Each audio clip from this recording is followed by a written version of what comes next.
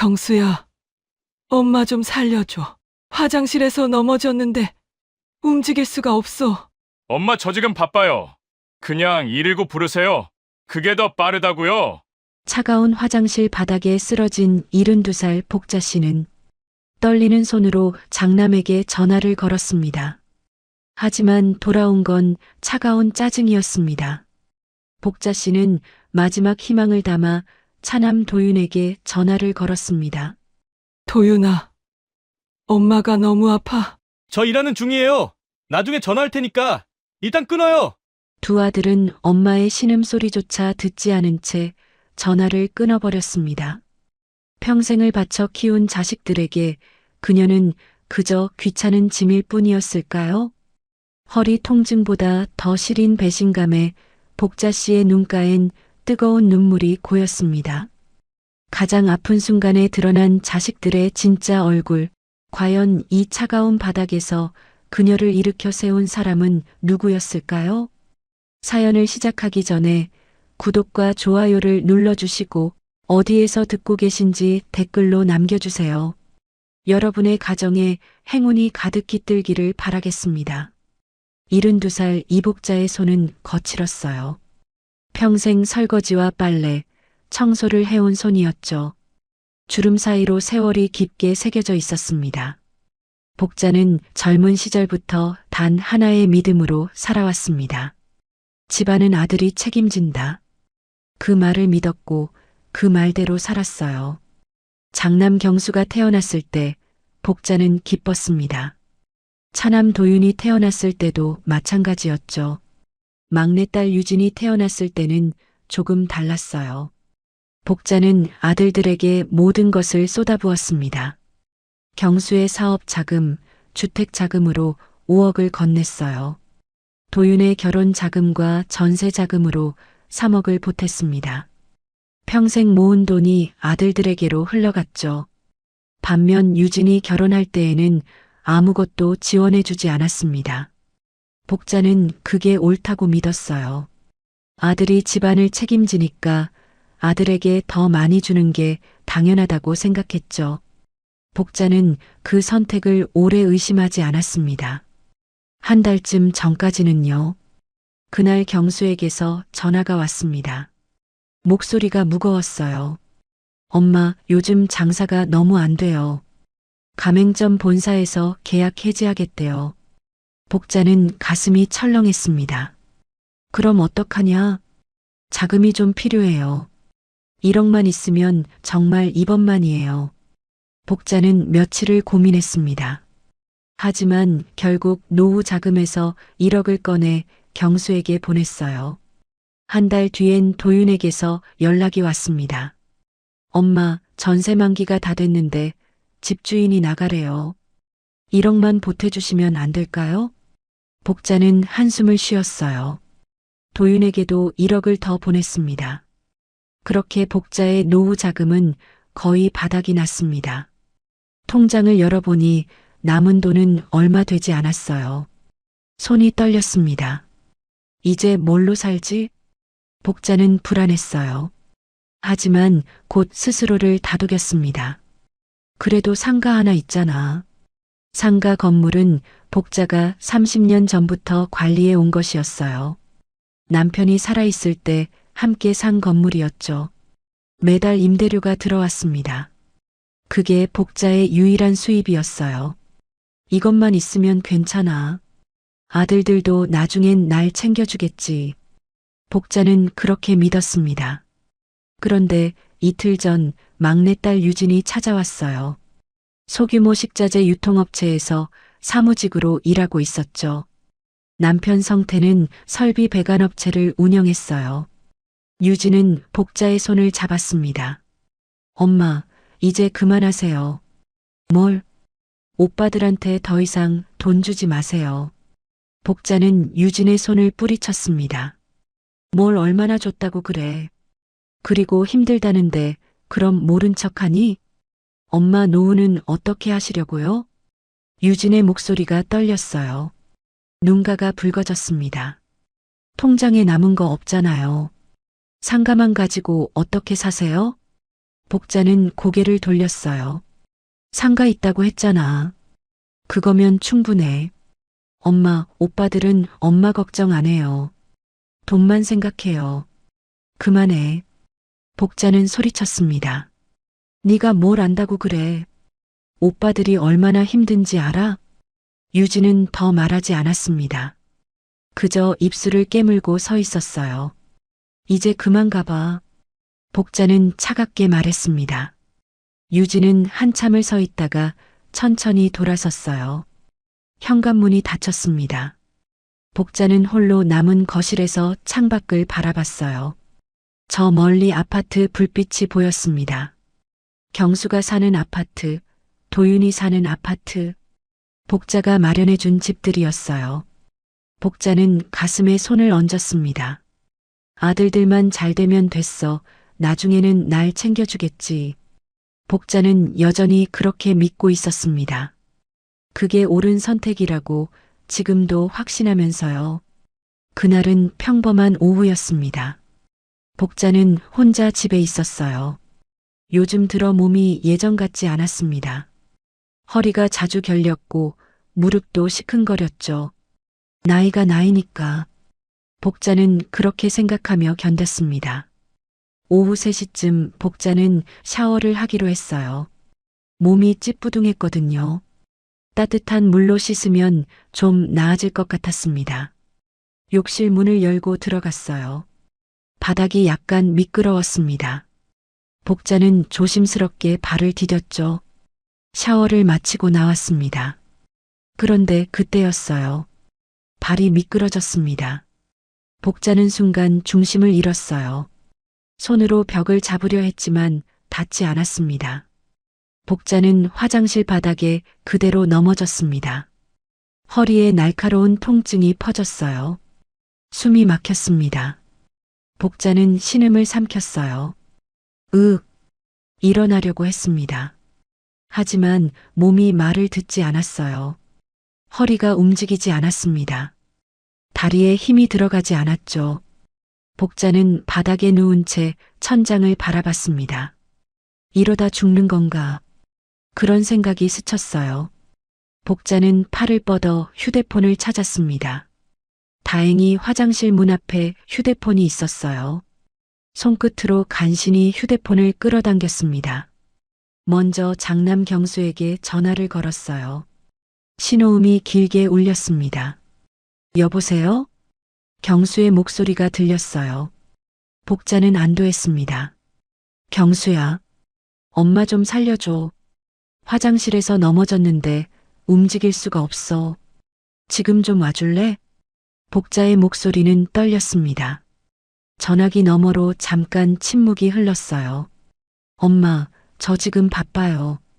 그냥 119 부르세요. 그게 더 빠를 거예요. 그래도 경수야, 엄마가 지금. 엄마, 저 지금 바쁘다니깐요. 119 불러요. 전화가 끊어졌습니다. 복자는 휴대폰을 든 채 멍하니 있었어요. 가슴이 답답했습니다. 복자는 다시 전화를 걸었습니다. 이번엔 차남 도윤에게요. 도윤아, 도연아 엄마가 너무 아파. 저 일하는 중이에요. 나중에 전화할 테니까 일단 끊어요. 두 아들들은 엄마의 신음소리조차 듣지 않은 채 전화를 끊어버렸습니다. 복자는 바닥에 누운 채 천천히 숨을 쉬었어요. 허리 통증은 점점 심해졌습니다. 복자는 마지막으로 막내딸 유진에게 전화를 걸었어요. 2번의 신호음 만에 전화가 연결됐습니다. 엄마, 유진의 목소리였어요. 복자는 목이 메었습니다. 유진아, 엄마가 지금 화장실에서 넘어져서 못 일어나겠어. 엄마 괜찮아요? 유진의 목소리가 급해졌습니다. 허리가 너무 아파서 못 움직이겠어. 알았어요. 엄마 움직이지 마세요. 지금 바로 갈게요. 10분이면 도착해요. 전화가 끊어졌습니다. 복자는 휴대폰을 가슴에 올려놓았어요. 눈물이 흘렀습니다. 아프지 않은데 눈물이 났어요. 10분이 지났습니다. 현관문이 열리는 소리가 들렸어요. 엄마. 유진의 목소리였습니다. 뒤이어 무거운 발소리도 들렸어요. 사위 성태도 함께 온 것 같았습니다. 욕실 문이 열렸습니다. 유진이 복자를 내려다봤어요. 얼굴이 새하얘졌습니다. 엄마 괜찮아? 일어나질 못하겠어. 허리가 너무 아파. 복자의 목소리가 떨렸습니다. 성태가 조심스럽게 복자 옆으로 다가왔어요. 그는 무릎을 꿇고 복자를 살폈습니다. 어머님, 제가 일으켜 드릴게요. 아프시면 말씀하세요. 성태는 조심스럽게 복자를 안아 올렸습니다. 복자는 가벼운 신음을 냈지만 참았어요. 성태는 복자를 차에 태웠습니다. 유진이 옆에 앉았어요. 엄마, 오빠들한테 연락했어요? 복자는 고개를 돌렸습니다. 응, 했는데. 뭐래요? 바쁘다고 하죠? 유진의 목소리가 차가웠습니다. 복자는 대답하지 않았어요. 차는 빠르게 병원으로 향했습니다. 응급실에 도착했어요. 의사가 복자를 살폈습니다. 엑스레이를 찍고 CT를 찍었어요. 1시간쯤 지났을까요? 의사가 결과를 들고 나왔습니다. 보호자분 계세요? 유진이 일어났어요. 네. 제가 딸이에요. 허리 압박 골절입니다. 수술이 필요합니다. 빨리 하는 게 좋아요. 유진의 얼굴이 굳었습니다. 수술이요? 네, 지금 상태로는 걸을 수 없습니다. 수술하셔야 해요. 의사는 차분히 설명했습니다. 유진은 고개를 끄덕였어요. 알겠습니다. 수술 진행해 주세요. 보호자 서명 부탁드려요. 의사가 서류를 건넸습니다. 유진은 망설이지 않고 서명했어요. 복자는 침대에 누운 채 그 모습을 바라봤습니다. 복자는 가슴이 먹먹했어요. 유진아 고맙다. 유진은 고개를 저었어요. 엄마, 그런 말 하지 마세요. 수술만 잘 받으면 돼요. 유진은 웃었지만 눈가가 붉었습니다. 그날 밤 복자는 병실에 누워 있었어요. 수술은 다음 날 오전으로 잡혔습니다. 유진과 성태는 복자 곁에 있었어요. 복자는 천장을 바라봤습니다. 경수와 도윤의 얼굴이 떠올랐어요. 하지만 두 아들은 끝내 나타나지 않았습니다. 전화 한 통도 없었어요. 수술은 다음 날 오전 10시에 시작됐습니다. 3시간이 걸렸어요. 유진과 성태는 수술실 밖에서 기다렸습니다. 성태는 계속 서 있었고 유진은 의자에 앉았다 일어났다를 반복했어요. 수술이 끝나고 의사가 나왔어요. 수술은 무사히 잘 끝났습니다. 회복실로 옮기겠습니다. 유진은 안도의 한숨을 쉬었습니다. 성태는 유진의 어깨를 가볍게 두드렸어요. 복자는 회복실을 거쳐 병실로 옮겨졌습니다. 복자는 마취에서 깨어나며 천천히 눈을 떴습니다. 유진의 얼굴이 보였어요. 복자는 희미하게 웃었습니다. 엄마 수술 잘 끝났어요. 이제 괜찮아요. 유진은 말했지만 목소리가 조금 떨렸습니다. 복자는 고개를 끄덕였어요. 말이 나오지 않았습니다. 그날 오후 복자는 병실에서 쉬었습니다. 유진은 병실 옆 보호자 의자에 앉아 있었어요. 성태는 복자가 필요한 물건들을 사러 잠깐 나갔습니다. 오후 4시쯤이었어요. 병실 문이 열렸습니다. 아들 경수와 도윤이 들어왔어요. 뒤이어 며느리 미선과 수진도 따라 들어왔습니다. 복자는 눈을 떴어요. 아들들의 얼굴이 보였습니다. 엄마, 괜찮으세요? 경수가 물었습니다. 하지만 목소리에 걱정은 없었어요. 그저 의례적인 질문처럼 들렸습니다. 응, 괜찮아. 복자는 작게 대답했어요. 도윤도 침대 옆으로 다가왔습니다. 엄마, 조심 좀 하지 그랬어요. 조심성이 없으니까 이런 일이 생기는 거잖아요. 도윤은 말했지만 그건 걱정이 아니라 잔소리였어요. 유진이 자리에서 일어났습니다. 얼굴이 굳어 있었어요. 오빠, 지금 그게 할 말이야? 뭐, 사실이잖아. 도윤은 어깨를 으쓱했습니다. 경수가 침대 옆 의자에 앉았어요. 그나저나 수술비는 얼마나 나왔어? 경수는 물었습니다. 복자는 눈을 감았어요. 그 질문이 나올 줄 알았습니다. 유진이 대답 대신 병원 영수증을 오빠 경수에게 건넸습니다. 1,500만 원 나왔네, 경수가 말했어요. 1,500이요? 미선이 끼어들었습니다. 며느리 미선은 팔짱을 끼고 서 있었어요. 그러게 생각보다 많이 나왔네. 그럼 우리 세 명이서 나눠내야 하니까 500씩 내면 되겠다. 경수가 단호하게 말했습니다. 도윤이 고개를 저었습니다. 무슨 소리야? 장남인 형이 더 내야지. 뭐? 내가 왜? 경수의 목소리가 높아졌어요. 엄마한테 받은 돈 계산하면 형이 제일 많잖아. 당연히 장남인 형이 더 내야지. 그건 그때 일이고 지금은 지금이잖아. 자식이 3명이니까 똑같이 내는 게 맞지. 형, 그게 말이 돼? 두 사람은 서로를 노려봤습니다. 복자는 침대에 누운 채 그 광경을 지켜봤어요. 가슴이 답답했습니다. 유진이 참지 못하고 소리쳤습니다. 엄마 앞에서 지금 뭐 하는 거야? 병실이 조용해졌어요. 유진의 목소리가 떨렸습니다.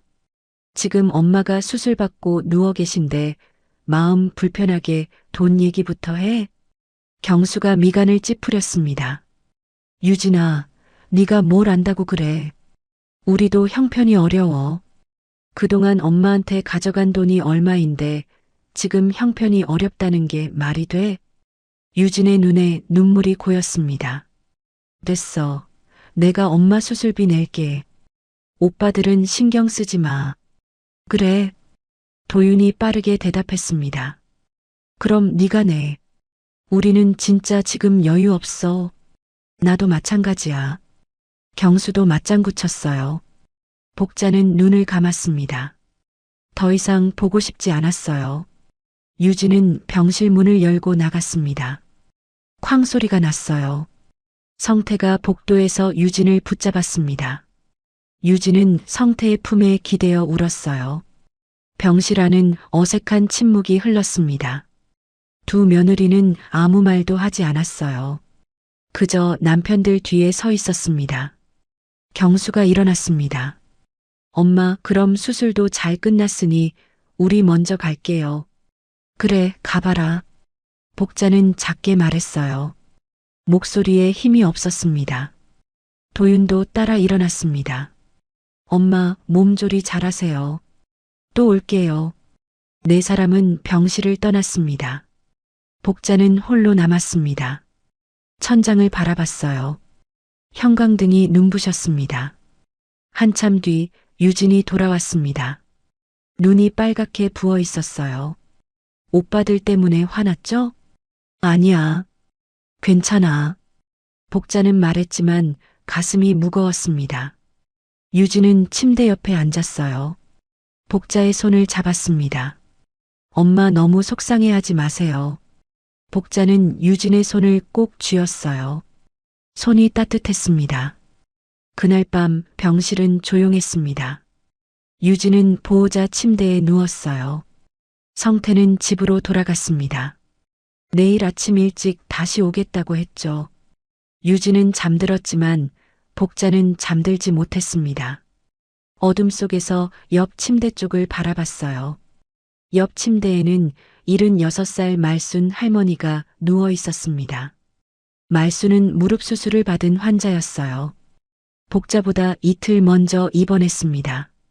말순이 낮은 목소리로 말했습니다. 아드님들 다녀가셨어요? 복자는 대답하지 않았어요. 다 들었어요. 수술비 얘기. 말순의 목소리가 씁쓸했습니다. 요즘은 아들 키워봐야 소용없어요. 복자는 침묵했습니다. 딸이 최고예요. 진짜 효자는 딸이에요. 말순은 조용히 웃었어요. 복자는 말순의 말이 가슴에 박혔습니다. 복자는 그날 밤 잠들지 못했습니다. 어둠 속에서 복자는 천장만 바라봤습니다. 허리는 여전히 욱신거렸지만 그것보다 마음이 더 아팠어요. 복자가 눈을 감자 과거가 떠올랐어요. 유진이 고등학교를 졸업하던 해였습니다. 유진이 조심스럽게 말했어요. 엄마, 나 대학 가고 싶어요. 복자는 설거지를 하던 손을 멈췄어요. 고개를 돌려 유진을 봤습니다. 유진의 눈이 반짝였어요. 희망으로 가득했습니다. 친구들도 다 대학 가는데 나도 공부하고 싶어요. 복자는 찬물에 젖은 손을 앞치마에 닦았습니다. 여자가 공부해서 뭐하냐? 복자의 목소리는 차가웠어요. 오빠들 뒷바라지나 잘해. 그게 네가 할 일이야. 유진의 얼굴이 굳어졌습니다. 입술이 파르르 떨렸어요. 엄마, 할 말 없으면 방 들어가. 복자는 돌아섰습니다. 다시 설거지를 시작했어요. 유진은 한참을 서 있었습니다. 그러다 방으로 들어갔어요. 문이 조용히 닫혔습니다. 복자는 그때 유진의 뒷모습을 봤어요. 어깨가 떨리고 있었습니다. 하지만 복자는 모른 척했습니다. 여자가 무슨 대학을 간다고. 복자는 그렇게 생각했어요. 유진이 직장에서 첫 월급을 받은 날 월급 봉투를 들고 집에 왔습니다. 엄마, 저 첫 월급 받았어요. 유진은 봉투를 복자에게 건넸어요. 복자는 봉투를 열어봤습니다. 현금이 들어 있었어요. 엄마, 첫 월급으로 나 뭐 할까? 하긴 뭐래. 오빠들 등록금에 보태야지. 복자는 유진의 말을 자르고 봉투를 챙겼습니다. 유진은 아무 말도 하지 않았습니다. 복자는 그 후로도 몇 달 동안 복자는 유진의 월급을 가져갔습니다. 유진은 한 번도 거부하지 않았어요. 결혼 후 유진과 사위 성태는 복자를 자주 찾아왔어요. 명절마다, 복자 생일마다, 병원 갈 때마다요. 성태는 말이 없었지만 묵묵히 일을 했습니다. 복자가 병원 갈 때마다 운전해줬어요. 무거운 짐도 들어줬습니다. 유진은 반찬을 만들어 왔어요. 복자가 좋아하는 음식을 기억하고 있었습니다. 복자는 그걸 당연하게 여겼어요. 딸이니까 당연하지. 복자는 고마워하지 않았습니다. 반면 경수와 도윤은 명절에도 잘 오지 않았어요. 오더라도 밥만 먹고 금방 떠났습니다. 복자는 섭섭했지만 참았어요.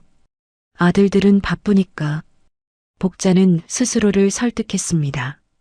병실 침대에서 복자는 눈을 떴습니다. 어둠 속에서 유진의 모습이 보였어요. 보호자 침대에서 자고 있었습니다. 유진의 얼굴은 피곤해 보였어요. 눈 밑에 그림자가 짙었습니다.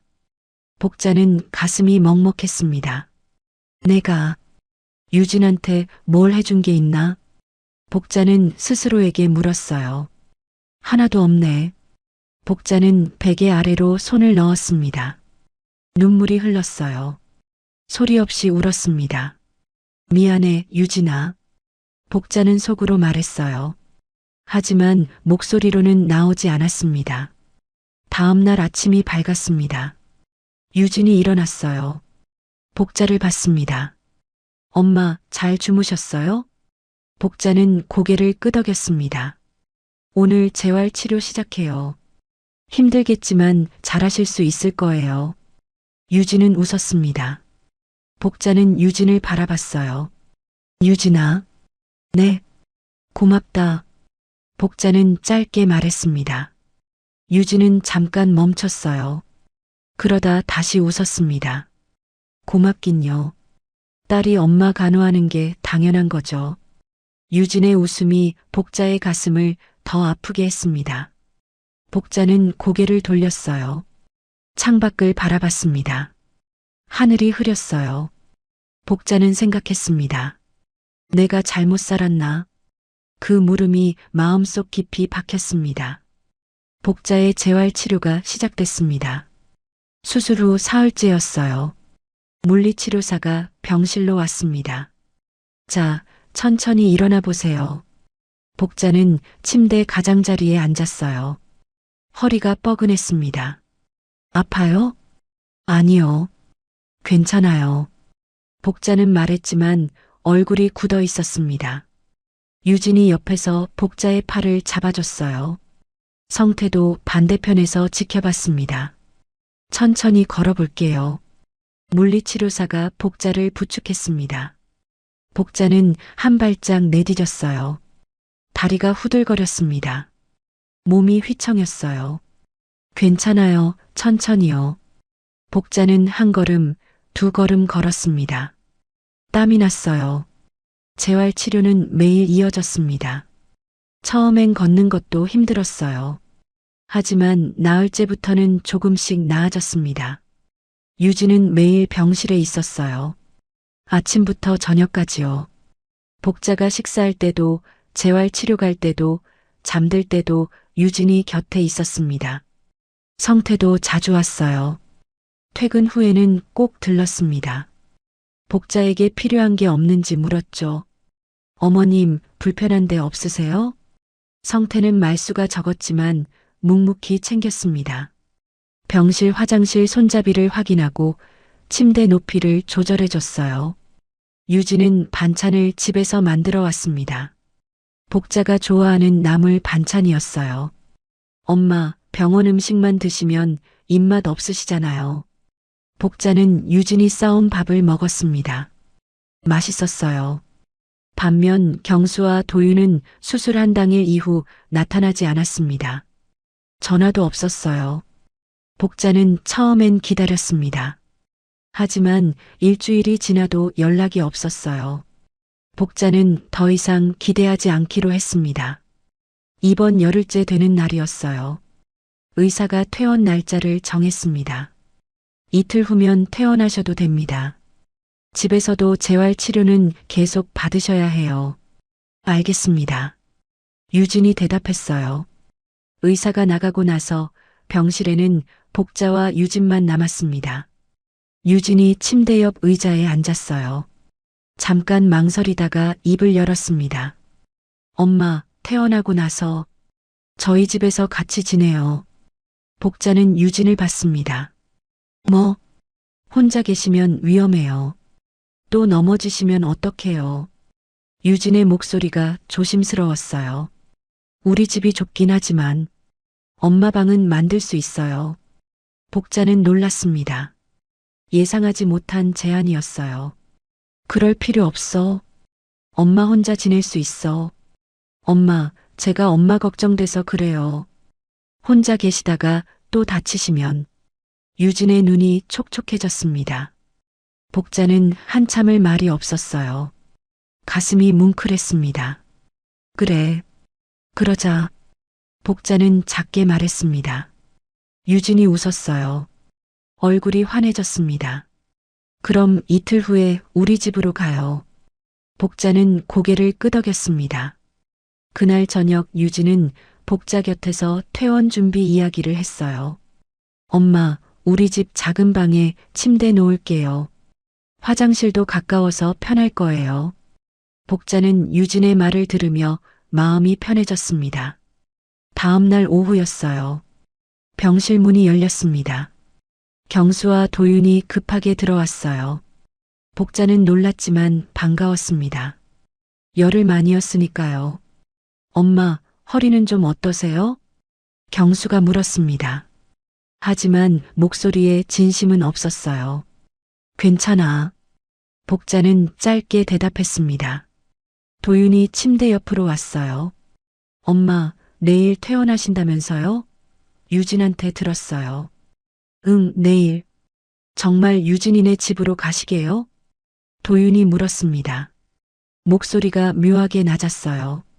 유진이 끼어들었습니다. 응. 이제부터 엄마네가 우리 집에서 모실 거야. 경수와 도윤은 서로를 쳐다봤어요. 뭔가 신호를 주고받는 것 같았습니다. 경수가 가방에서 종이 몇 장을 꺼냈어요. 엄마, 저희가 알아봤어요. 요양원이요. 복자는 경수를 받습니다. 요양원? 네, 시설 좋은 곳이에요. 재활 치료도 받을 수 있고요. 경수는 종이를 펼쳤습니다. 요양원 안내 책자였어요. 여기 보세요. 간호사도 상주하고 식사도 잘 나오고 재활 프로그램도 다양해요. 복자는 책자를 받아들었어요.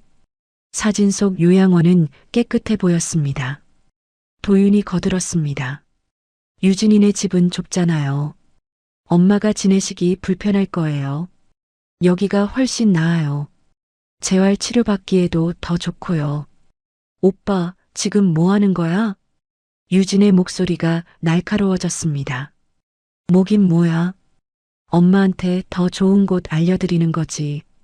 경수가 대답했어요. 엄마는 우리 집 가신다니까. 내 집은 좁고 불편하잖아. 계단도 있고. 우리 집 1층이야. 계단 없어. 유진은 물러서지 않았어요. 그래도 요양원이 더 나아. 전문적으로 관리받을 수 있잖아. 도윤이 말했습니다. 복자는 두 아들을 바라봤어요. 가슴이 답답했습니다. 뭔가 이상했어요. 왜 갑자기 요양원 얘기를 하는 걸까요? 엄마 한번 생각해 보세요. 경수는 책자를 침대 위에 놓았습니다. 엄마 요양원 가셔도 저희가 외롭지 않게 자주 찾아갈게요. 복자는 책자를 내려다봤어요. 유진이 책자를 집어들었습니다. 엄마는 이런 데 안 가셔도 돼. 우리 집 가신다니까. 유진아, 네가 결정할 일이 아니야. 넌 좀 빠져. 경수의 목소리가 차가워졌습니다. 경수는 유진을 똑바로 쳐다봤어요. 병실 분위기가 얼어붙었습니다. 복자가 입을 열었어요. 생각해 볼게. 엄마. 유진이 놀란 표정으로 복자를 봤습니다. 일단 생각해보고 결정할게.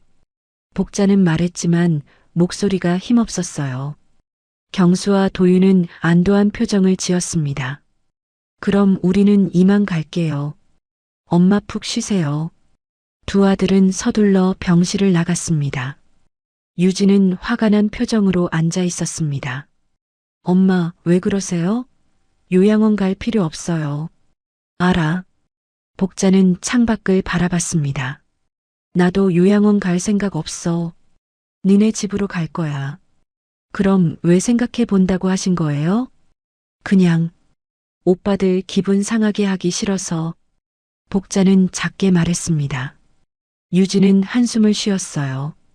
복자는 책자를 다시 집어들었습니다. 빽빽한 글씨와 사진들이 보였어요. 하지만 복자의 마음은 불편했습니다. 왜 갑자기 요양원 얘기를 하지? 뭔가 석연치 않았어요. 아들들의 태도가 이상했습니다. 열흘 동안 연락 한 번 없다가 갑자기 나타나서 요양원 얘기를 꺼냈어요. 복자는 가슴이 답답했습니다. 설마 무슨 다른 속셈이 있나? 그런 생각이 스쳤지만 복자는 고개를 저었어요. 아니야, 그럴 리 없어. 복자는 스스로를 안심시켰습니다. 하지만 불안감은 사라지지 않았어요. 그날 밤 복자는 잠들지 못했습니다. 요양원 안내 책자가 계속 눈에 밟혔어요. 복자는 천장을 바라봤습니다. 찜찜한 기분이 가시지 않았어요. 뭔가 잘못되고 있는 것 같았습니다. 하지만 복자는 무엇이 잘못됐는지 알 수 없었어요. 그저 가슴 한구석이 무거울 뿐이었습니다. 다음 날 아침 9시였습니다.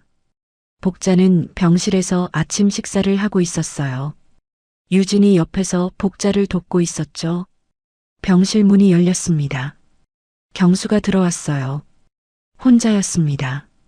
엄마, 잘 주무셨어요? 경수의 목소리는 밝았어요.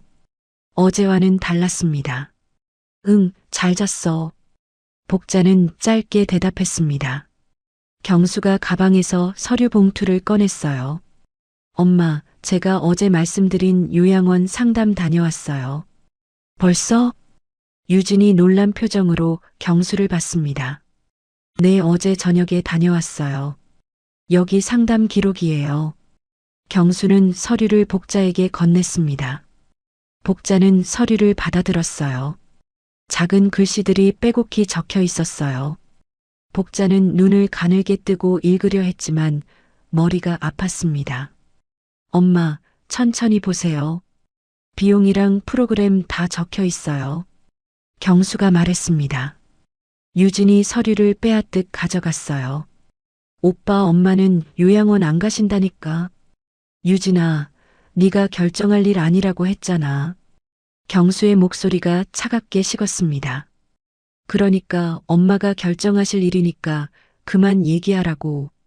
유진은 경수를 똑바로 쳐다봤습니다. 경수가 한숨을 쉬었어요. 그러다 슬쩍 다른 얘기를 꺼냈습니다. 그나저나 엄마, 이제 요양원 가시면 상가 관리가 좀 힘들 것 같은데요. 복자는 경수를 봤습니다. 상가? 네.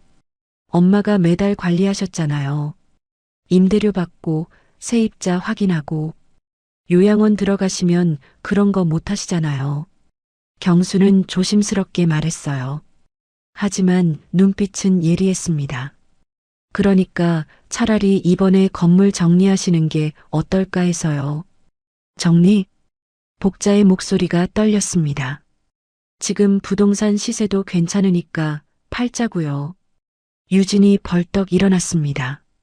오빠, 지금 뭐 하는 거야? 엄마 몸도 안 좋은데 왜 그런 얘기를 해? 뭐, 현실적인 얘기하는 거잖아. 너는 좀 빠져 있어. 경수가 손으로 유진의 어깨를 밀었습니다. 오빠. 유진은 비틀거렸습니다. 엄마랑 나랑 지금 얘기 중이잖아. 너는 나가 있어. 경수의 목소리는 단호했어요. 복자는 두 사람을 말없이 바라봤습니다. 가슴이 답답했어요. 유진은 입술을 깨물었습니다.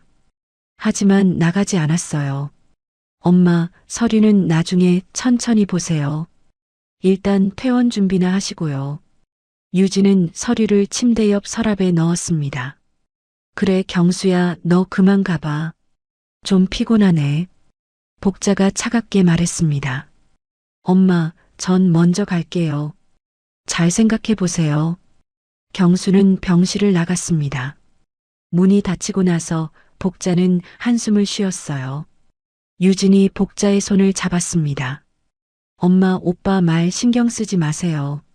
응. 복자는 고개를 끄덕였지만 마음이 무거웠습니다. 복자는 서랍을 열어 서류를 꺼내봤어요. 빽빽한 글씨를 보니 머리가 지끈거렸습니다.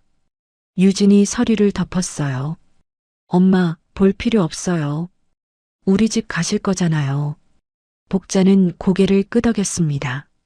하지만 경수의 말이 계속 귓가에 맴돌았어요. 상가 정리. 그때 복자의 휴대폰이 울렸어요. 복자는 휴대폰을 들어봤습니다. 부동산 중개인 정 실장 번호였습니다. 상가 건물 관리 때문에 가끔 연락하는 사람이었죠. 어머님, 안녕하세요. 중앙부동산 정 실장입니다. 아, 네. 무슨 일이세요? 어머님, 그게 며칠 전에 아드님들이 저희 사무실에 오셨어요. 복자는 귀를 기울였습니다.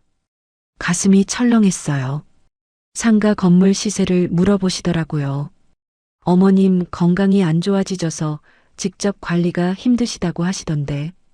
복자의 손이 떨렸습니다. 혹시 매도 계획이 있으신 건가요? 복자는 말문이 막혔어요. 숨이 턱 막혔습니다. 제가 지금 병원이라서 나중에 다시 연락드릴게요. 복자의 목소리가 떨렸습니다. 통화가 끝났지만 복자는 휴대폰을 든 채 멍하니 서 있었어요. 유진이 복자를 봤습니다. 엄마, 무슨 전화예요? 복자는 유진을 봤어요. 입술이 바들바들 떨렸습니다. 부동산에서 경수랑 도윤이가 상가 시세를 물어봤대. 유진의 얼굴이 굳어졌습니다. 시세를요? 내가 건강이 안 좋아서 관리가 힘들다고 했대. 그래서 매도 계획이 있냐고 물어보더라. 복자의 목소리가 작아졌습니다. 유진은 주먹을 불끈 쥐었어요. 설마. 유진은 휴대폰을 꺼내 경수에게 전화를 걸었습니다. 하지만 받지 않았어요. 도윤에게도 전화했습니다. 역시 받지 않았어요. 복자는 침대에 주저앉았습니다. 가슴이 무너지는 것 같았어요. 왜 애들이 갑자기 상가 시세를 물어본 거야? 복자는 불안했습니다. 유진이 복자 옆에 앉았어요. 엄마, 일단 집으로 가요. 확인해 봐야 할 게 있어요. 뭘? 인감 도장이요. 혹시 모르니까 확인해 봐요. 복자는 고개를 끄덕였습니다. 잠시 후 성태가 퇴원 수속을 마치고 병실로 들어왔습니다. 유진이 성태에게 상황을 설명했습니다. 성태의 얼굴이 굳어졌어요. 어머님, 제가 어머님 댁에 가서 인감 도장 확인해 볼게요. 복자는 고개를 끄덕였습니다. 서류함에 있어. 안방 옷장 서랍에. 알겠습니다. 성태는 복자의 집 열쇠를 받아들고 먼저 집으로 향했습니다. 복자와 유진은 병원 로비에서 기다렸어요. 복자는 의자에 앉아 손을 꼭 쥐고 있었습니다. 손바닥에 땀이 났어요. 설마 애들이. 복자는 생각하고 싶지 않았습니다. 하지만 불안감이 점점 커졌어요. 30분쯤 지났을까요? 성태에게서 전화가 왔습니다. 유진이 받았어요. 응, 여보. 전화 너머로 성태의 목소리가 들렸습니다. 낮고 무거운 목소리였어요. 유진의 얼굴이 창백해졌습니다. 뭐라고? 정말? 유진은 전화를 끊고 복자를 봤어요. 입술이 파르르 떨렸습니다. 엄마, 왜? 인감 도장 거기 그대로 있대지? 복자가 물었습니다. 목소리가 떨렸어요. 없어요. 인감 도장이 없대요. 복자는 숨이 멎는 것 같았습니다. 복자는 그 자리에 주저앉을 뻔했습니다. 유진이 재빨리 복자를 붙잡았어요. 엄마, 괜찮아요? 복자는 대답하지 못했습니다. 머릿속이 하얘졌어요. 복자는 가슴이 무너지는 것 같았습니다. 아들들이 내 인감 도장을 가져갔다고? 복자는 믿고 싶지 않았어요. 하지만 모든 게 맞아떨어졌습니다. 요양원 얘기, 상가 정리 얘기, 부동산 시세 문의, 그리고 사라진 인감. 복자는 입술을 깨물었습니다. 성태가 병원으로 돌아왔어요. 손에 빈 서류함을 들고 있었습니다. 어머님, 이거 보세요. 상가 건물 계약서도 없어요. 복자는 서류함을 봤습니다. 정말 텅 비어 있었어요. 복자는 손으로 서류함을 더듬었습니다. 차가운 바닥만 만져졌어요. 엄마, 일단 우리 집으로 가요. 거기서 천천히 생각해요. 유진이 복자를 부축했습니다. 복자는 비틀거리며 일어났어요. 성태의 차에 탔습니다. 차 안은 조용했어요. 아무도 말하지 않았습니다. 복자는 창밖을 바라봤습니다. 거리가 지나갔어요. 하지만 복자는 아무것도 보이지 않았습니다. 머릿속이 복잡했어요.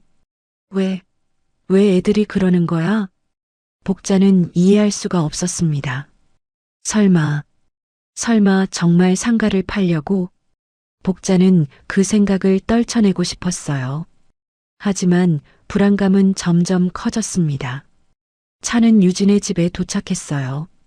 유진이 복자를 방으로 안내했습니다. 작은 방이었지만 깨끗하게 정리되어 있었어요. 엄마, 여기서 쉬고 계세요. 유진이 나간 후 복자는 침대에 누웠어요. 천장을 바라봤습니다. 눈물이 흘렀어요. 소리 없이 울었습니다. 어디서부터 잘못된 걸까? 복자는 스스로에게 물었습니다. 평생 아들들을 위해 살았어요. 돈도 다 줬습니다. 그런데 아들들은 지금 뭘 하려는 걸까요? 복자는 가슴이 찢어지는 것 같았습니다. 정말 나를 요양원에 보내고 나 몰래 상가를 팔려고 한 거야? 복자는 생각하고 싶지 않았습니다. 하지만 모든 정황이 그쪽을 가리키고 있었어요. 복자는 이불을 끌어당겨 얼굴을 묻었어요. 숨이 막혔습니다. 내 아들들이 날 이렇게 버릴 수 있어? 복자는 울었습니다. 하지만 소리는 내지 않았어요. 유진이 들을까 봐요. 그날 밤 복자는 잠들지 못했습니다. 복자는 베개를 꼭 안았어요. 내일 아들한테 물어봐야지. 복자는 결심했습니다. 하지만 동시에 두려웠어요. 진실을 알고 싶으면서도 알고 싶지 않았습니다. 복자는 그렇게 밤을 지새웠습니다. 눈을 감아도 잠이 오지 않았어요. 새벽이 밝아올 때까지 복자는 천장만 바라봤습니다. 가슴속 불안감은 점점 커져만 갔어요. 새벽녘 복자는 결국 몸을 일으켰습니다. 아직 해도 뜨지 않은 시간, 집안은 조용했습니다. 복자는 휴대폰을 집어들었다가 내려놓기를 몇 번이나 반복했습니다. 경수와 도윤에게 바로 전화하고 싶었습니다. 왜 그랬냐고, 인감을 어디에 썼냐고, 지금 무슨 짓을 하고 있는 거냐고 묻고 싶었습니다. 하지만 손이 움직이지 않았습니다. 혹시라도 정말로 모든 게 사실일까봐, 자신이 알고 싶지 않은 대답을 듣게 될까봐 복자는 전화를 걸지 못했습니다. 그렇게 아침이 됐고 복자는 아무 말도 하지 않은 채 시간을 보냈습니다. 그날 오후 3시쯤이었습니다. 복자의 휴대폰이 울렸어요. 중앙부동산 정 실장이었습니다. 복자는 가슴이 철렁했어요. 손이 떨렸습니다. 여보세요? 어머님, 정 실장입니다. 혹시 지금 통화 가능하세요? 네, 가능해요. 복자의 목소리가 떨렸습니다. 어머님, 그게 오늘 아침에 큰아드님께서 오셨어요. 복자는 숨을 멈췄어요. 위임장을 가지고 오셨더라고요. 상가 건물 매매 위임장이요. 뭐라고요? 복자의 목소리가 커졌습니다. 건물을 처분하겠다고 하셔서 알아봤는데 마침 매입하겠다는 분이 계셔서요. 가계약을 내일 오후에 진행하려고 하는데 정말 어머님께서 큰아드님에게 위임하신 게 맞으신지 확인차 연락드렸습니다. 복자는 눈앞이 캄캄했어요. 아니에요. 전 그런 적 없어요. 복자는 소리쳤습니다. 그럼 위임장이 가짜라는 말씀이신가요? 당장 중단하세요. 절대 계약하시면 안 돼요. 복자의 목소리가 떨렸습니다. 알겠습니다. 즉시 중단하겠습니다. 어머님, 이건 심각한 문제인 것 같은데요. 네, 알겠습니다. 감사합니다. 전화가 끊어졌습니다. 복자는 휴대폰을 든 채 그 자리에 주저앉았어요. 유진이 급히 달려왔습니다. 엄마, 무슨 일이에요? 경수가 위임장을 가지고 가서 건물을 팔아달라고 했대.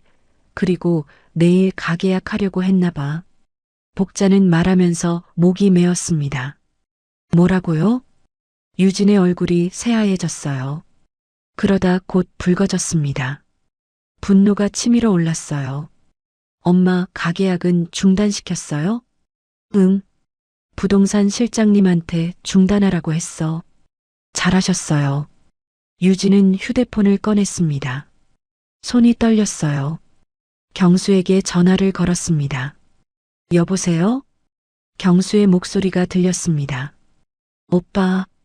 유진의 목소리는 차갑게 가라앉아 있었어요. 왜 무슨 일이야? 엄마 몰래 상가 팔려고 했지? 침묵이 흘렀습니다. 갑자기 그게 무슨 소리야? 시침이 떼지 마. 부동산에서 전화 왔어. 내일 오후에 가계약한다며? 경수는 대답하지 않았습니다. 오빠, 지금 당장 우리 집으로 와. 아, 너 어디서 무슨 얘기를 들은 거야? 당장 와. 30분 안에 안 오면 경찰에 신고한다. 유진은 소리쳤습니다. 도윤이 오빠도 데리고 같이 와. 둘 다 30분 안에. 유진은 전화를 끊었어요. 그리고 곧바로 도윤에게도 전화를 걸었습니다. 오빠, 나 유진이야. 지금 당장 우리 집으로 와. 경수 오빠랑 같이 30분 안에 안 오면 경찰 부를 거야. 무슨? 유진은 전화를 끊어버렸습니다. 복자는 소파에 앉아 있었어요. 온몸이 떨렸습니다. 내 아들들이 정말 날 속인 거야? 복자는 믿을 수가 없었습니다. 유진이 복자 옆에 앉았어요. 엄마, 괜찮아요. 제가 다 처리할게요. 유진은 복자의 손을 꼭 잡았습니다. 1시간쯤 지났을까요? 초인종이 울렸습니다. 유진이 문을 열었어요. 경수와 도윤이 들어왔습니다. 뒤이어 며느리 미선과 수진도 따라왔어요. 경수의 얼굴은 굳어 있었습니다. 도윤은 시선을 피했어요. 엄마, 무슨 일이세요? 경수가 물었습니다. 목소리에는 긴장감이 묻어 있었어요. 복자는 두 아들을 천천히 바라봤습니다. 너희들, 내 인감 가져갔지? 침묵이 흘렀습니다. 엄마, 그게... 대답해. 가져갔냐고. 복자는 소리쳤습니다. 평생 아들들에게 소리 질러본 적 없는 복자였어요. 경수가 입을 열었습니다. 네, 가져갔어요. 복자는 숨이 막혔습니다. 인정하는 순간이었어요. 왜? 복자의 목소리가 떨렸습니다. 왜 엄마 허락도 없이 내 인감을 가져가? 엄마가 병원에 계셔서 필요할 것 같아서요. 경수가 말했습니다. 하지만 눈을 마주치지 않았어요. 거짓말하지 마. 오늘 부동산에서 전화 왔어. 네가 위임장 가지고 가서 내일 오후에 가계약하려고 했다며? 복자는 경수를 똑바로 쳐다봤습니다. 경수는 잠깐 당황한 표정을 지었어요. 하지만 곧 태도를 바꿨습니다. 그래서요? 어차피 우리가 물려받을 건데 미리 받으면 안 돼요? 복자는 귀를 의심했습니다. 뭐라고? 엄마, 솔직히 말씀드릴게요. 이제 나이도 있으시고 건물 관리 직접 하기 어렵잖아요. 그냥 지금 정리하는 게 나아요. 경수의 목소리는 담담했습니다. 미안함도 죄책감도 없었어요. 도윤이 거들었습니다. 맞아요, 엄마.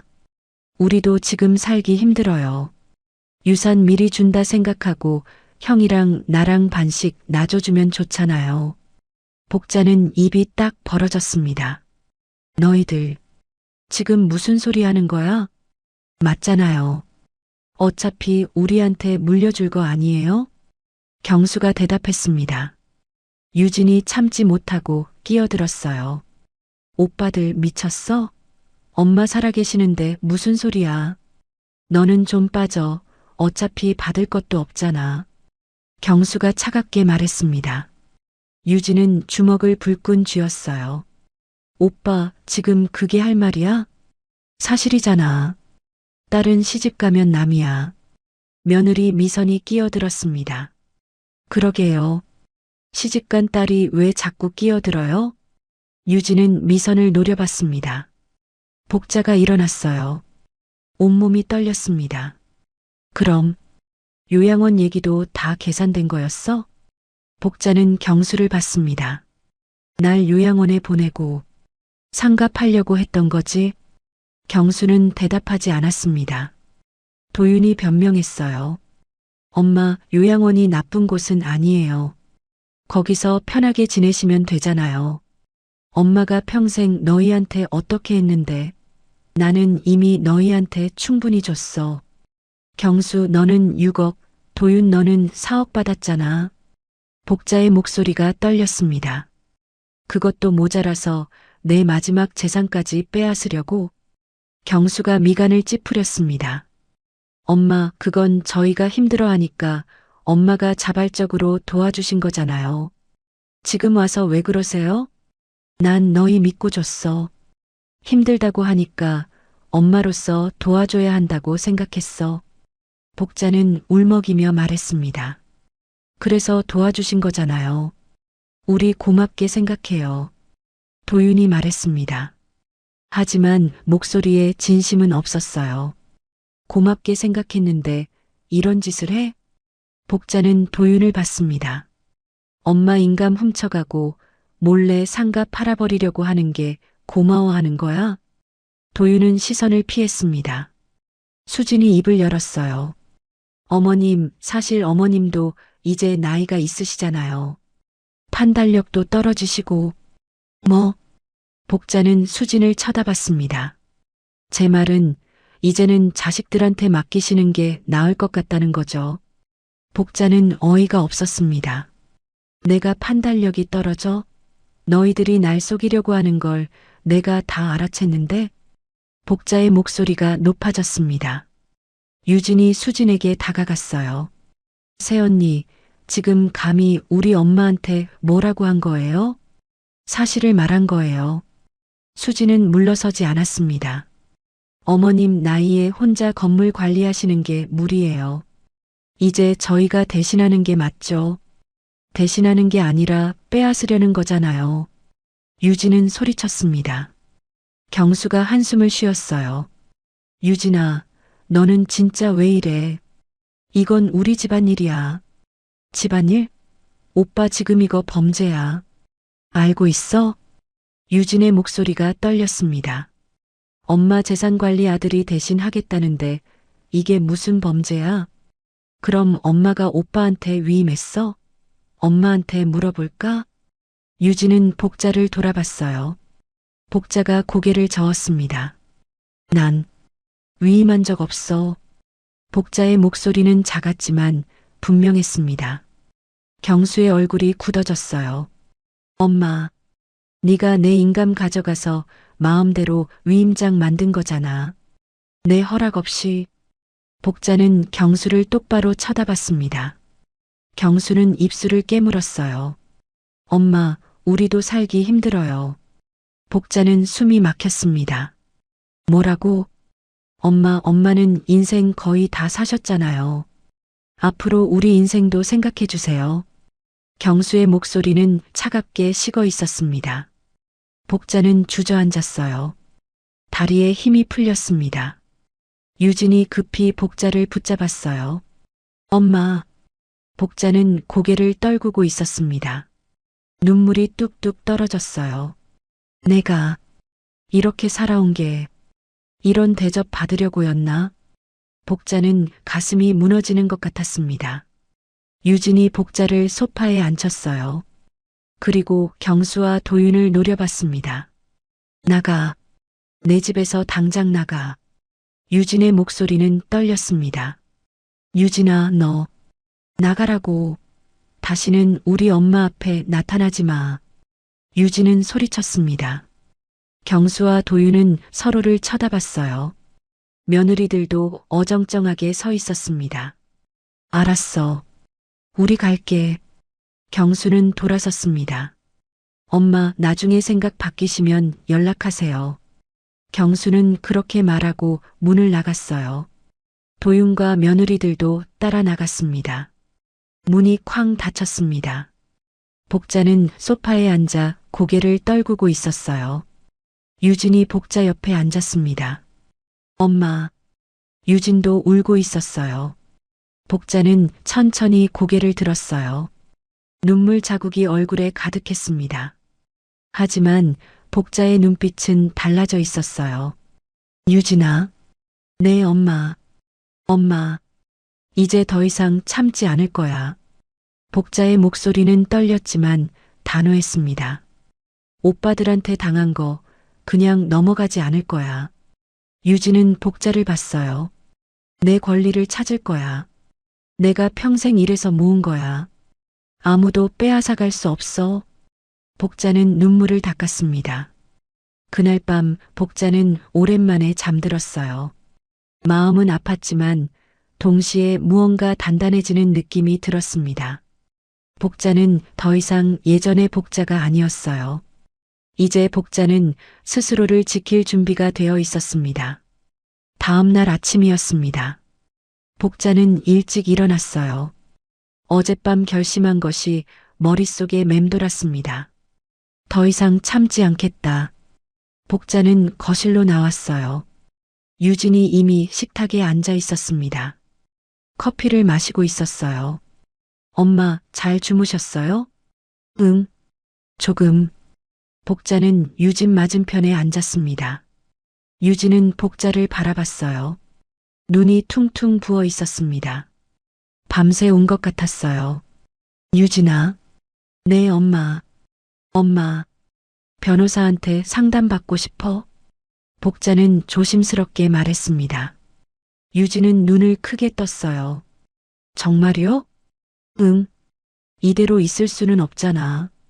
복자의 목소리는 떨렸지만 결연했습니다. 유진이 복자의 손을 잡았어요. 엄마, 잘 생각하셨어요. 그때 현관문이 열렸습니다. 성태가 들어왔어요. 새벽 일찍 나갔다가 돌아온 것 같았습니다. 어머님, 안녕히 주무셨어요? 성태가 인사했습니다. 응, 자네도 고생이 많네. 복자는 작게 웃었어요. 유진이 성태를 봤습니다. 여보, 엄마가 변호사 상담 받으시겠대. 성태는 고개를 끄덕였어요. 잘 결정하셨습니다. 성태는 자리에 앉았습니다. 제가 아는 변호사님이 한 분 계세요. 가족법 전문이시고 좋은 분이에요. 그래, 연락해 볼 수 있을까? 복자가 물었습니다. 네, 지금 바로 연락해 볼게요. 성태는 휴대폰을 꺼내 전화를 걸었어요. 잠시 후 성태가 말했습니다. 오늘 오후 3시에 시간 되신대요. 괜찮으세요? 응, 괜찮아. 복자는 고개를 끄덕였습니다. 오후 3시 복자와 유진, 성태는 법률사무소에 도착했어요. 깔끔한 사무실이었습니다. 벽에는 법률 서적들이 빼곡히 꽂혀 있었어요.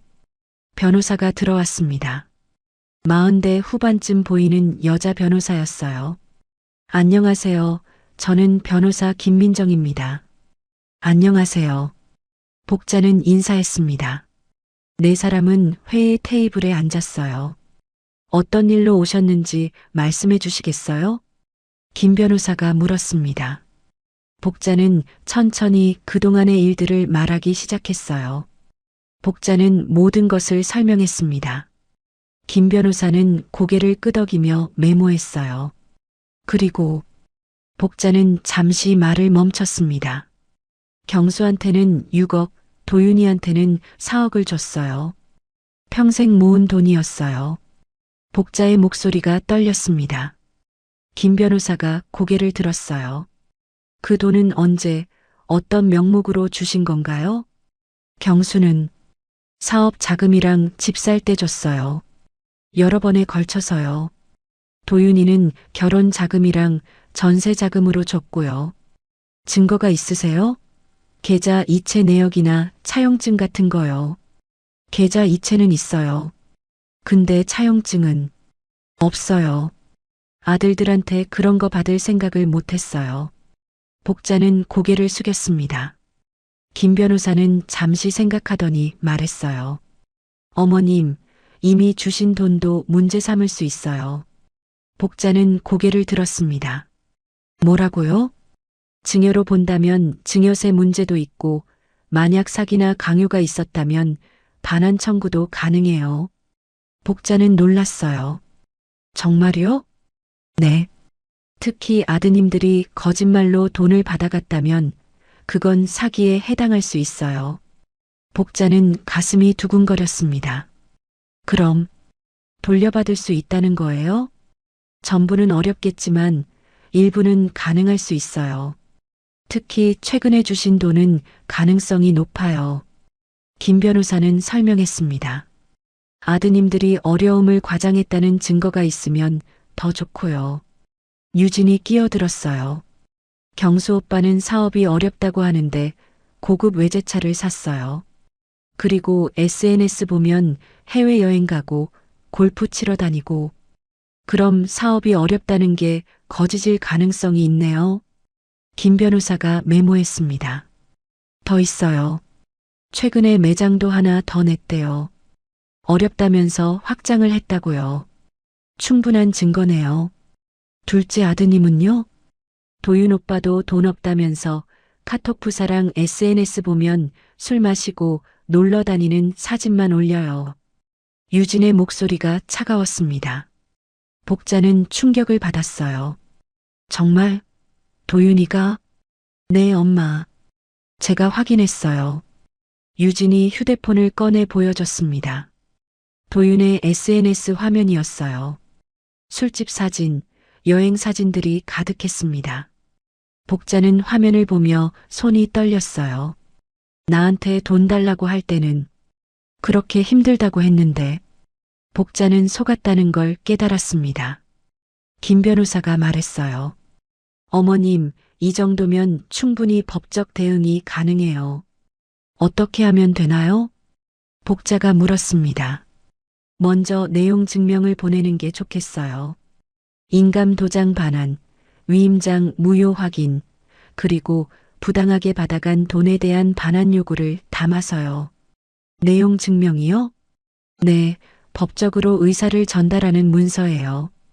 우체국을 통해 보내면 증거로 남아요. 복자는 고개를 끄덕였습니다.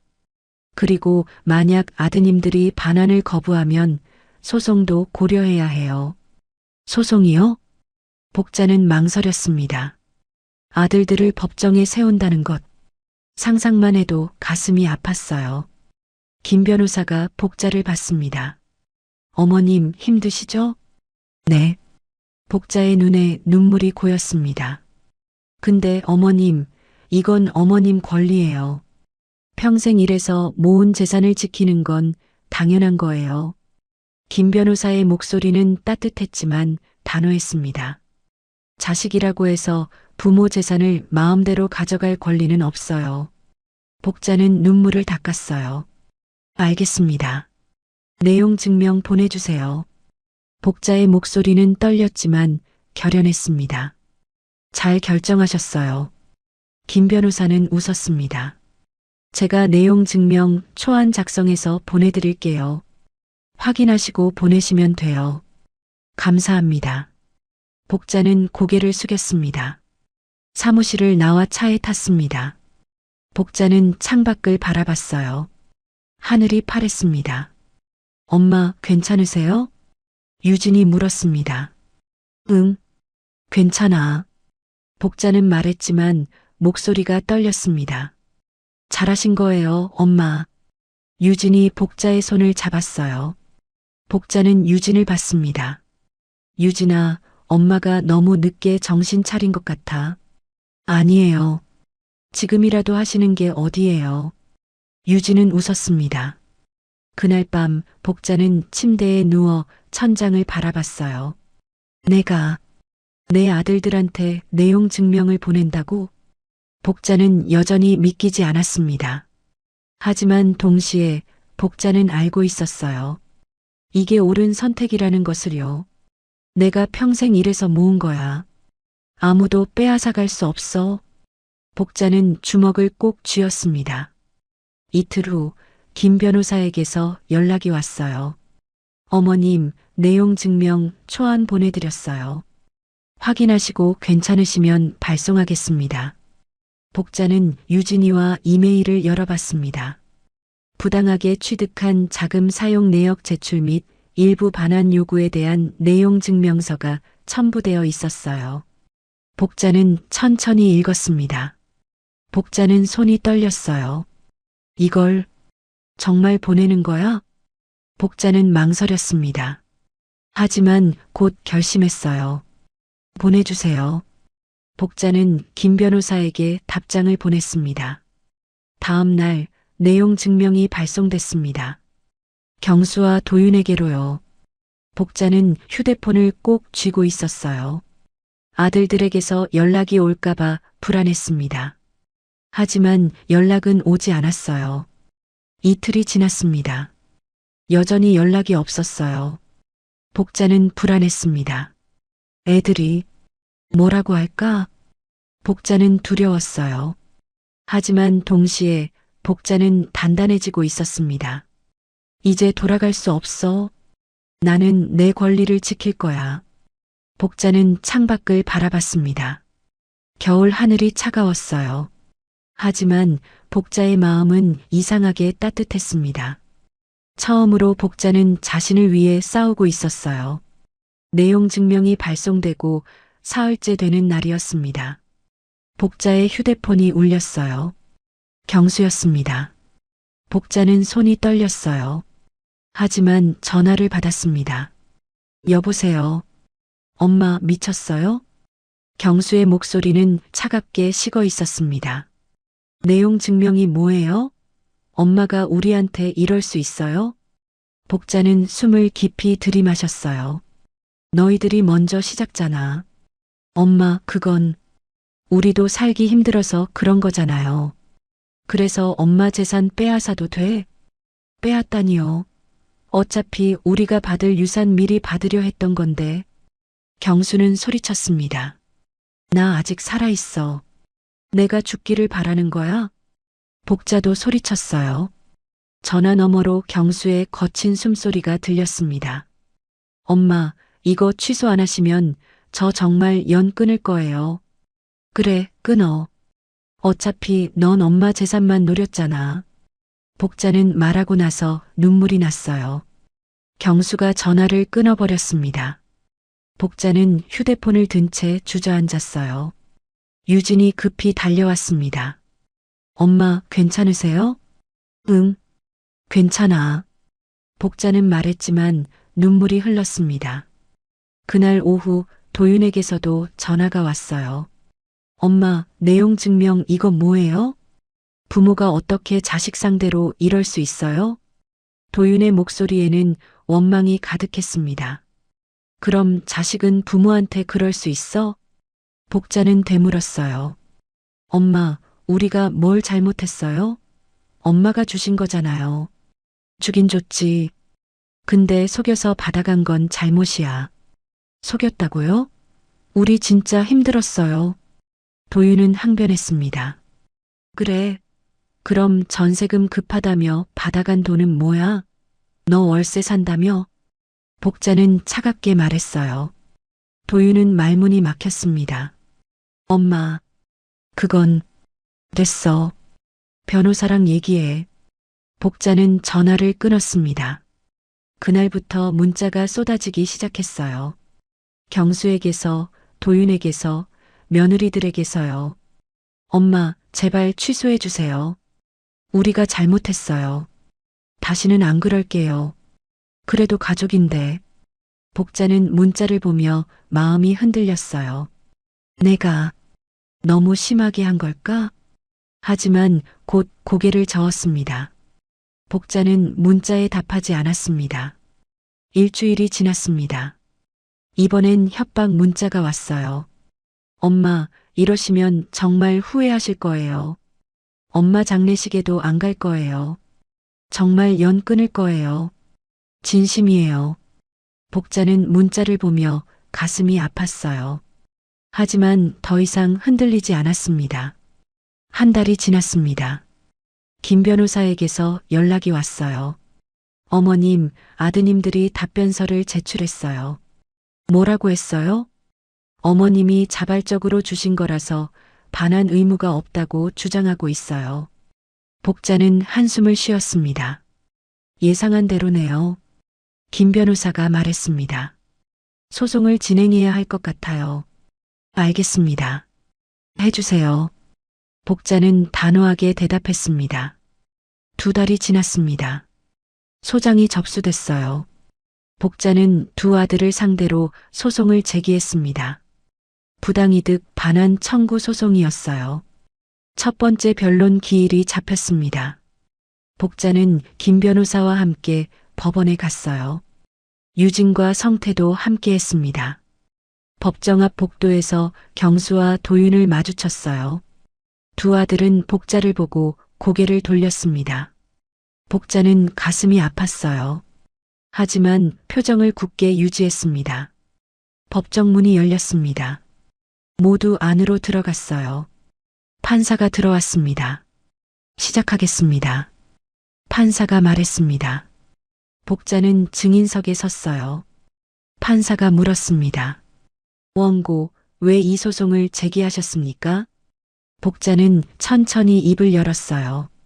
제가 평생 일해서 모은 돈을 아들들한테 줬습니다.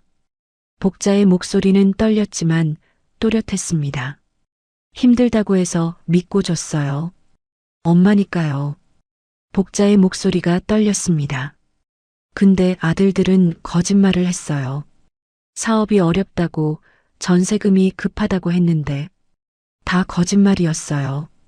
복자는 경수와 도윤을 봤어요. 장남은 돈 받고 나서 고급 외제차를 샀어요. 해외여행도 가고 골프도 치러 다녔어요. 심지어 매장도 하나 더 냈어요. 복자의 목소리가 떨렸습니다. 차남은 전세금 급하다고 했는데 알고 보니 월세였어요. 그리고 받은 돈으로 놀러만 다녔어요. 복자는 눈물을 참으며 말했습니다. 그것도 모자라서 제 인감을 훔쳐가고 상가 건물까지 팔려고 했어요. 제 허락도 없이요. 두 아들은 고개를 숙이고 있었습니다. 저는 배신당했어요. 평생 키운 자식들한테요. 복자는 눈물을 닦았습니다. 그래서 제 권리를 찾고 싶어요. 제가 평생 일해서 모은 거니까요. 판사는 고개를 끄덕였어요. 김 변호사가 경수와 도윤에게 증거 자료를 제시하며 반론을 요구했지만 두 사람은 제대로 대답하지 못했습니다. 변론이 끝났어요. 한 달 후 판결이 나왔습니다. 복자는 법원에 다시 왔어요. 판사가 판결문을 읽었습니다. 원고의 청구를 일부 인용한다.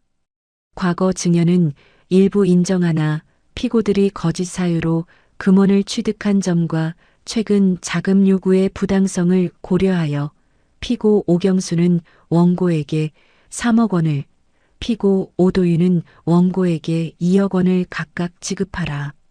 복자는 숨이 멎는 것 같았습니다. 이겼다.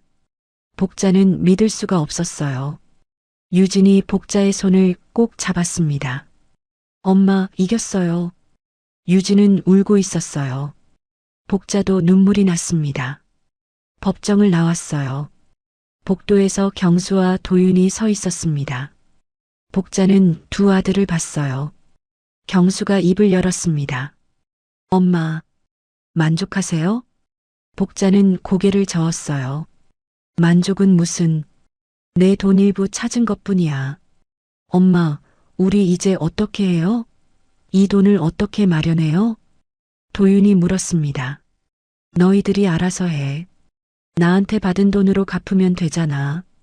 복자는 차갑게 말했습니다. 엄마, 이제 그만 가봐. 할 말 없어. 복자는 돌아섰습니다. 유진과 성태가 복자를 부축했어요. 복자는 뒤돌아보지 않았습니다. 법원을 나와 차에 탔어요. 복자는 창밖을 바라봤습니다. 하늘이 맑았어요. 복자는 처음으로 가슴이 뻥 뚫리는 느낌을 받았습니다. 나도 할 수 있었구나. 복자는 작게 웃었어요. 평생 처음으로 복자는 자신을 지켜냈습니다. 그게 자랑스러웠어요. 유진이 복자를 봤습니다. 엄마, 정말 잘하셨어요. 고마워, 유진아. 복자는 유진의 손을 잡았습니다. 네가 없었으면 못했을 거야. 아니에요. 엄마가 용기 내신 거예요. 유진은 웃었습니다. 복자는 고개를 끄덕였어요. 차는 유진의 집으로 향했습니다. 복자는 창밖을 보며 생각했어요. 이제 시작이야. 복자는 더 이상 예전의 복자가 아니었습니다. 복자는 이제 자신의 권리를 아는 사람이었어요. 그리고 그걸 지킬 수 있는 사람이었습니다. 복자는 작게 미소 지었어요. 그날 밤 복자는 오랜만에 편히 잠들었습니다. 악몽도 없었어요. 복자는 평온했습니다. 처음으로 복자는 자신이 자랑스러웠어요. 복자는 유진 집에서 지낸 지 석 달이 지났습니다. 처음엔 어색했어요. 남의 집에 신세 지는 것 같아서요. 하지만 지금은 달랐습니다. 복자는 이곳이 편했어요. 아침에 일어나면 유진이 아침을 준비하고 있었습니다. 성태는 출근 준비를 하면서도 복자에게 필요한 게 없는지 물었어요. 성태는 말없이 복자를 살뜰히 챙겼습니다. 복자는 고마웠어요. 그날 오후 복자는 상가 건물을 직접 찾아갔어요. 오랜만에 보는 건물이었습니다. 복자는 건물을 올려다봤어요. 3층짜리 작은 건물이었지만 복자에게는 평생의 결실이었습니다. 세입자들을 만났어요. 임대료를 확인하고 건물 상태도 점검했습니다. 복자는 바빴어요. 하지만 즐거웠습니다. 내가 평생 일굴 내 재산, 내가 지켜낸 거야. 복자는 자랑스러웠어요. 한 달이 지났습니다. 복자의 휴대폰에 문자가 왔어요. 경수였습니다. 엄마, 미안해요. 짧은 문자였어요. 복자는 문자를 보며 한참을 멍하니 있었습니다. 미안하다고? 복자는 복잡한 심경이었어요. 미안하다는 말을 듣고 싶었습니다. 하지만 이제 와서 그 말이 무슨 소용일까요? 복자는 답장하지 않았습니다. 일주일 후 도윤에게서도 문자가 왔어요. 하지만 복자는 아직 준비가 되지 않았어요. 아들들을 용서하기에는 상처가 너무 깊었습니다. 유진이 물었어요. 엄마, 오빠들한테 연락 왔어요? 응. 미안하다고, 용서해달라고. 엄마는 어떻게 하실 거예요? 유진은 조심스럽게 물었습니다. 복자는 창밖을 바라봤어요. 모르겠어. 아직은 만나고 싶지 않아. 그럼 그렇게 하세요. 엄마가 원하실 때 하시면 돼요. 유진은 복자의 어깨를 토닥였습니다. 복자는 고개를 끄덕였어요. 말보다 행동을 기다려야지. 복자는 생각했습니다. 미안하다는 말은 쉬웠어요. 하지만 진짜 반성은 행동으로 보여지는 거였습니다. 복자는 기다리기로 했어요. 어느 날 저녁이었습니다. 복자는 유진과 성태와 함께 거실에 앉아 있었어요. 복자가 조심스럽게 입을 열었습니다. 유진아, 네 엄마. 엄마가 너한테 미안한 게 많아. 유진은 복자를 봤어요. 너 어릴 때부터 차별했잖아. 대학도 안 보내주고 네가 힘들게 번 돈도 빼앗아가고. 복자의 목소리가 떨렸습니다. 다 미안해. 정말 미안해. 복자는 눈물을 흘렸어요. 유진도 눈물이 났습니다. 엄마, 엄마가 너무 늦게 정신 차렸어. 미안해.